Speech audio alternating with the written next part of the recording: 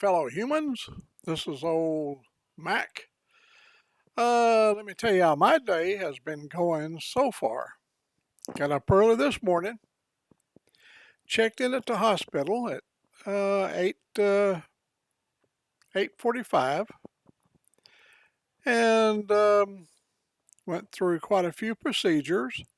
I have a situation where I've ruptured my eardrum, and water has collected in behind the eardrum. And so today I went to the hospital for a surgical procedure to remove the water, the liquid, or whatever it is, from behind my eardrum. Well, we go in and we meet this nicest lady. Angelique's in there with me because she's afraid I won't tell them everything. But the lady said, "This is going to hurt like hell." She said, "I'm not going to try to pull no punches."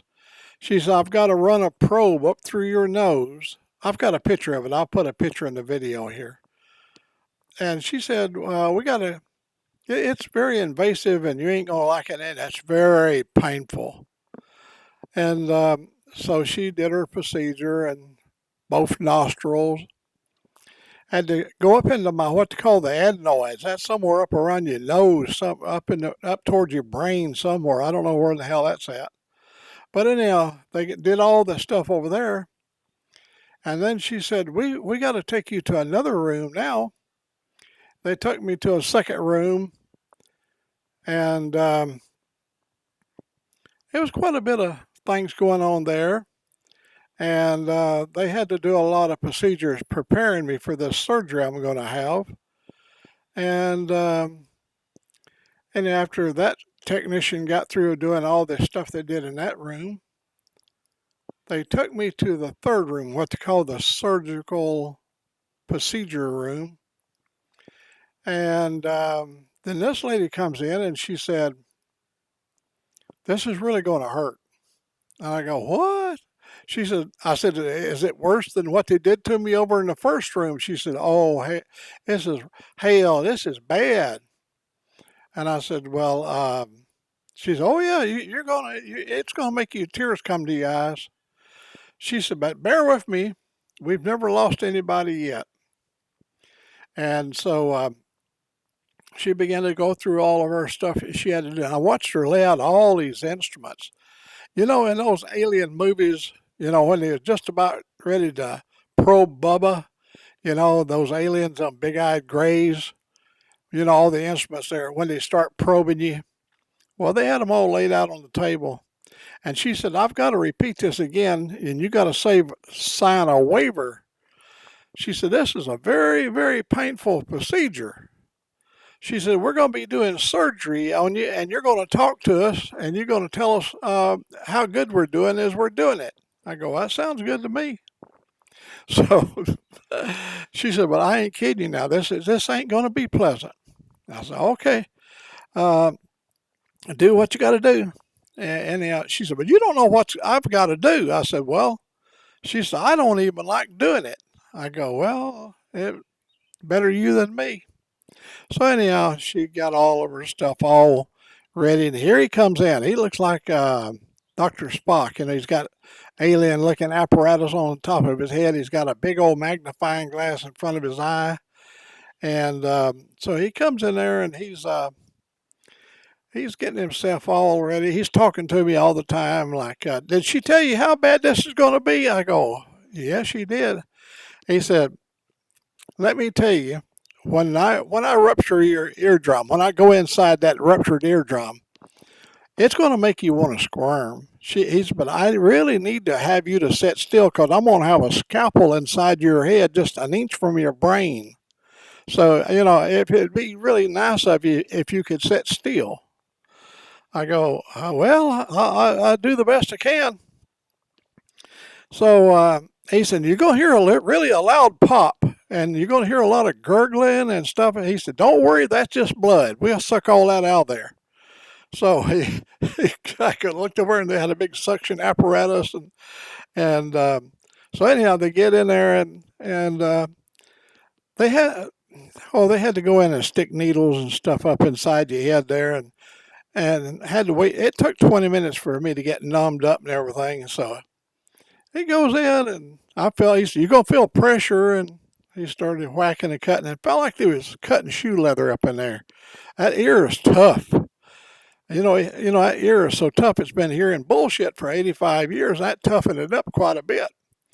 So he finally got to the part. He said, "Now this is going to get serious, and I'm going to really need for you to sit still."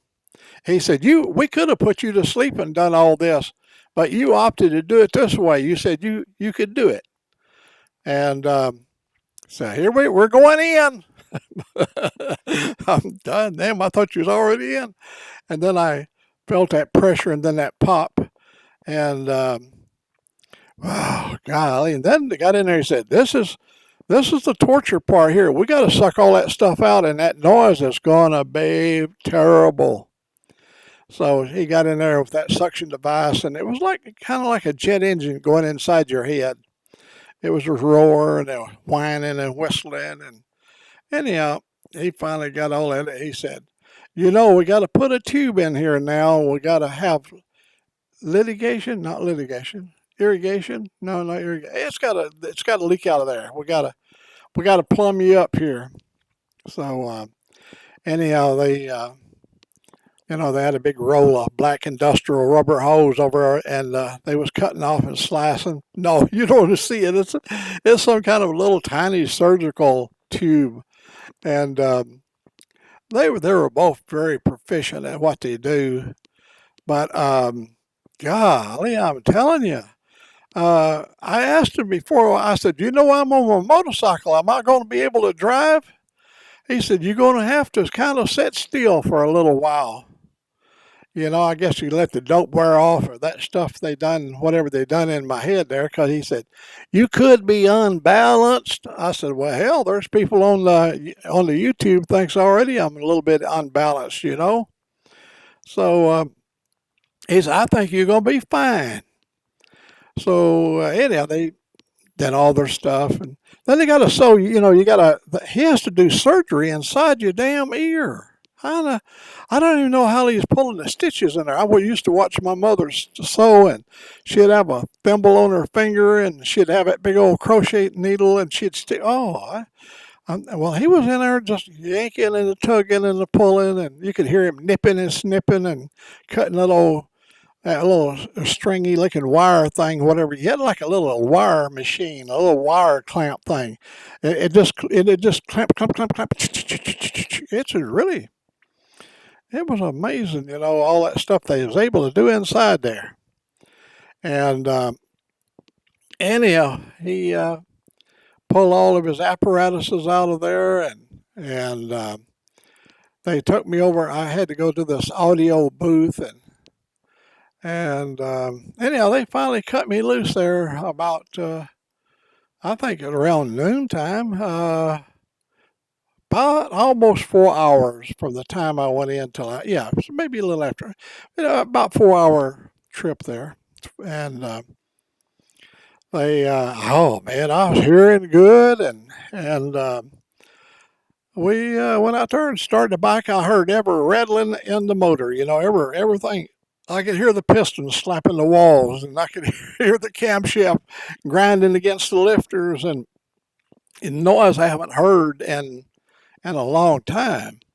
And God, when I put the helmet on, it was really pleasant inside there. It wasn't like it was before.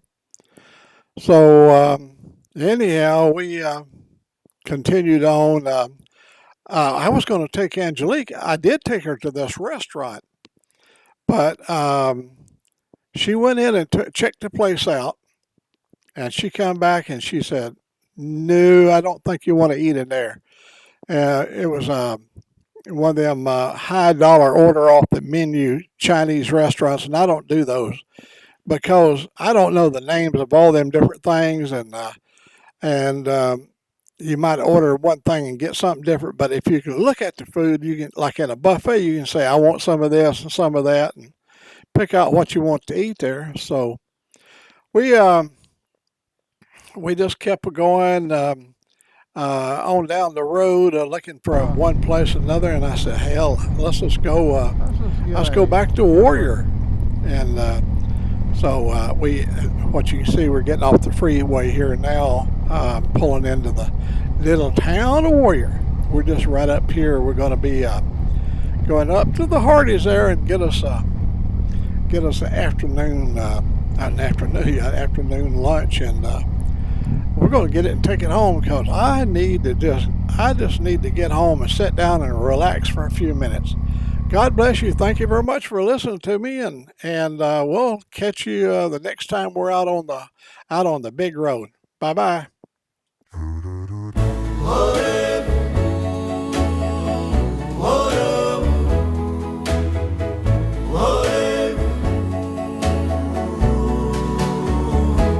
Oh day, the rider from the red dust, full beard, full head of hair, like a lion we trust. His Harley screams like a banshee in flight, dodging kangaroos and road trains deep into the night. Oh day, baby, oh day, baby, oh day, oh day, the wheels don't stop. Oh day, baby, through the burning sun, the rainless drop. Harley Davidson chopper roaring wild across the land, with a throttle tight in his weathered hand. The sun's a furnace, the sky's ablaze. Dave rides through endless days. The desert whispers secrets in his ear. The road stretches long, but he shows no fear. Kangaroos leap, shadows dance, road trains rumble, no second chance. They will laugh, the face of fate.